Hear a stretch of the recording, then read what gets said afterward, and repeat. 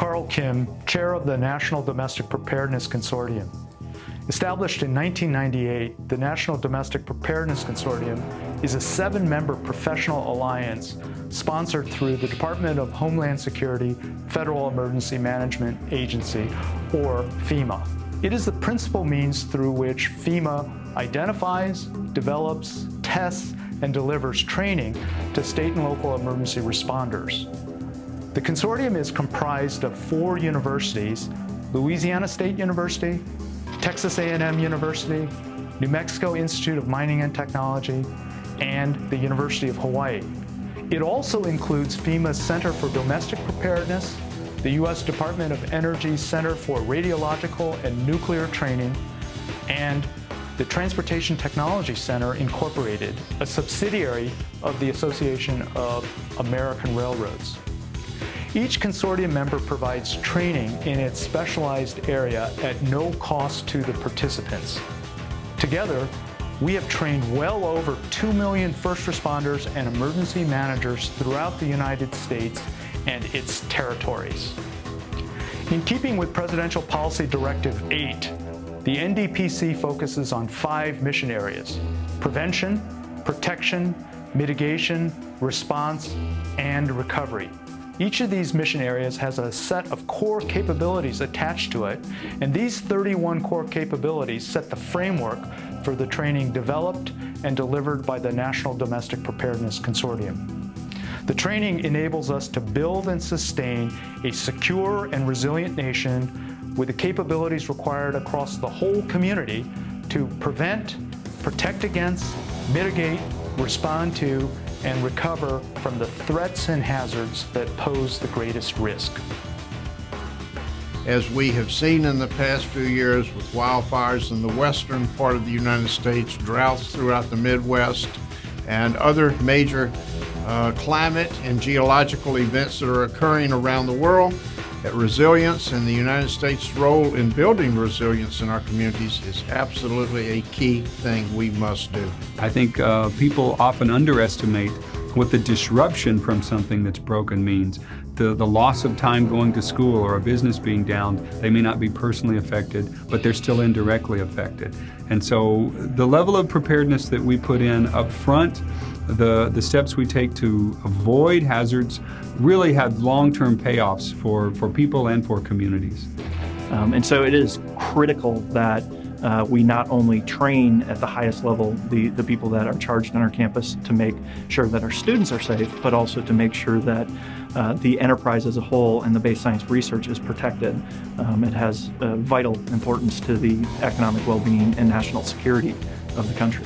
There have been plenty of studies that show that preparedness has a smaller impact on the bottom line than trying to fix what you didn't prepare for after an event happens. And that's the value there right up front. It is cheaper to train, to have people prepared, than to have to rebuild what you weren't prepared for. We've seen a lot of impact from the training that we've done. There's been a number of cases where people have stumbled across a potential bomb-making device and stopped a big tragedy from happening. Those tragedies generally will cost billions of dollars to recover from. So a small amount of money in training preventing a billion-dollar catastrophe is obviously a very good thing. Do we have the right courses in place? Are we training for the right responsibilities? And are there gaps that we're not meeting? Does this have applicability in your daily activities that you do on your job every single day? And have you brought this training back, and has it made a difference? Has it made a policy change in your organization that has made your organization stronger? When there's something that happens in the world and somebody calls back and they tell us that without the training that we provided them, they would not have been able to do their job, and they then save lives, that makes it all worth it. We've trained people who have responded to the Hudson River U.S. air crash, the Minneapolis, Minnesota bridge collapse, Hurricane Katrina, the Boston Marathon bombings, the explosions in West Texas, and tornadoes across the United States, especially in the state of Oklahoma. within a month or two, an incident occurred where there was a tornado came through their community, some sort of a major accident occurred, a natural event, where they were able to put the training that they received at the CDP or any of the NDPC members into actual application, which ended up making their response much better, provided a much safer response to the individuals and protection to their jurisdiction. So I think the keys to all of this is keep close contact with your customer, which is the state and local jurisdictions. Determine what they need and then deliver that back to them with the best possible instructional team that you can find around this nation. But without training, you can't validate individual competencies, collective task skills. So the training is just essential to the nation and to the emergency response community.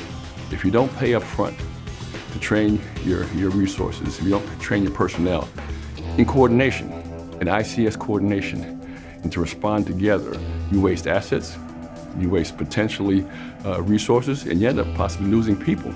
Then the catastrophe ends up being tenfold worse. So if the responders are trained, they'll be able to go home. If they don't go home, nobody goes home.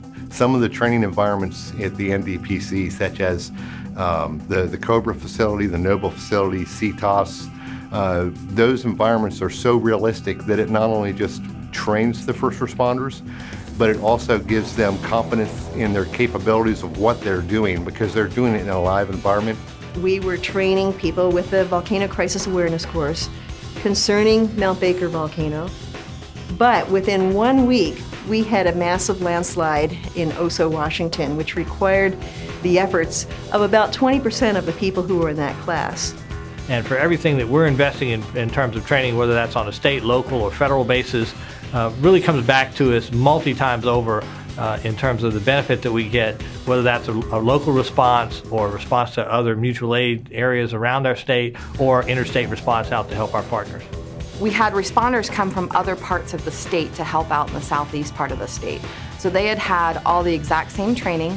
They had had all the ICS training. They had had incident management training. They had had leadership training, and they were able to supplement the local responders whose homes and families had been affected by those tornadoes.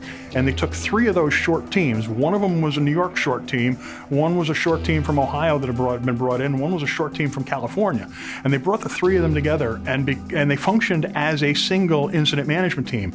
And because they were using the same training programs, the same curriculums, the same focuses across the nation and how to train an incident management team, it was completely seamless as to who was from what team. They operated as a well-practiced, well-trained team of individuals coming together as a team, and the only way you could tell them apart was they had 3 different uniforms.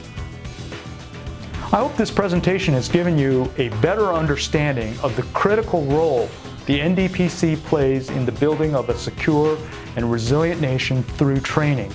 I invite you to visit our website, ndpc.us, to learn more about the training we provide. Thank you and aloha.